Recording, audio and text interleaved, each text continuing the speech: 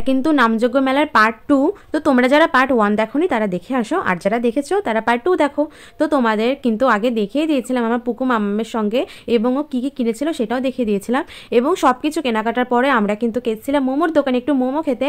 আর পুকু কিন্তু এখানে আছে ওর বারবি নিয়ে, আর লাবণী এদিক দিয়ে কী যে বোঝাচ্ছিল সে আমি জানি না। তারপর কিন্তু আমাদের দিয়েছিল গরম গরম মোমো, কিন্তু মোমো গরম হলেও স্যুপটা কিন্তু ছিল একদম ঠান্ডা। তো আমি পরে স্যুপটা যদিও বা পাল্টে নিয়েছিলাম। তো তারপর পুকু ওইদিকে দেখাচ্ছিল কুকুর বিড়াল, ও সেগুলোকে দেখছিল। তো তারপর পুকুর কিন্তু মোমো খাওয়া হয়ে যাওয়ার পরে ওর ঝাল লাগার কারণে আমরা ওকে আবার একটা জল কিনে দিয়েছিলাম, এবং তারপর সেখানে বসে কিছুক্ষণ রেস্ট নেওয়ার পর আমরা কিন্তু তারপর সেখান থেকেও চলে যাই। তো তারপর পুকুর কিন্তু পুতুল কেনা খাওয়া দাওয়া সব হয়ে গেছে, এখন ও আর থাকবে না, এখন ওকে আমাদের বাড়ি নিয়ে যেতে হবে। তো পুকু যতক্ষণ থেকেছিল আমাদের সঙ্গে এটা কিন্তু অনেকটা বেশি টাইম, যেহেতু পুকু কিন্তু লাবণীকে খুব চেনে, তো লাবণীর কাছে কিন্তু অনেকটা টাইম থাকে। তো তারপর আমি এবং লাবণী আমরা দুজন মিলে কিন্তু তারপর পুকুকে রাখতে যাচ্ছিলাম বাড়ি, আর ওর হাতে কিন্তু ওই যে বারবি জলের বোতল এবং আরও জিনিসপত্র আছে। তো তোমরা পুকুকে টাটা করে দাও, পুকু এখন বাড়ি চলে যাবে। তারপর কিন্তু লাবণী আমাকে একটা ঘুগনির দোকানে বসিয়ে রেখে ও কিন্তু চলে গিয়েছিল পুকুকে মার কাছে রাখতে।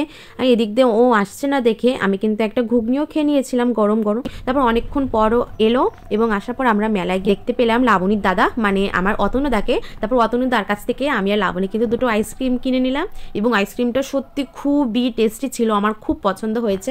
তারপর কিন্তু টেস্টি আইসক্রিমটা আমরা খেয়ে নিচ্ছিলাম। তারপর কিন্তু দেখা হয়েছিল পুচকুর সঙ্গে, আর ওর সঙ্গে আমার কিন্তু ঝগড়া হয়েছিল, যার জন্য ও একদম ভিডিওতে আসতে চাইছিল না।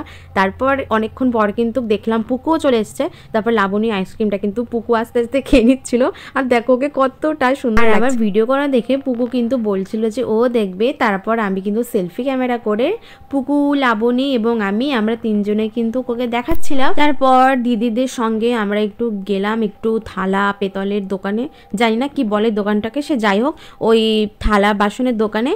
তারপর থালা বাসনের দোকানে অনেকটা ব্রাইট লাইট থাকার জন্য আমরা কিন্তু সেখানে কটা শর্টস নিচ্ছিলাম, আর ওইদিকে পুচকুকে আমি কিন্তু ইচ্ছে করে ভিডিওতে বারবার টানছিলাম।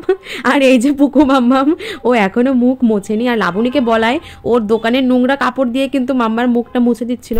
তারপর কিন্তু আমি পুকুর মার কাছে লাবণীর নামে নালিশ করে বাড়ি চলে এসেছিলাম। তো টাটা, আজকের ব্লগ এই অবধি। ভালো লাগলে প্লিজ একটা লাইক করে দিও। টাটা।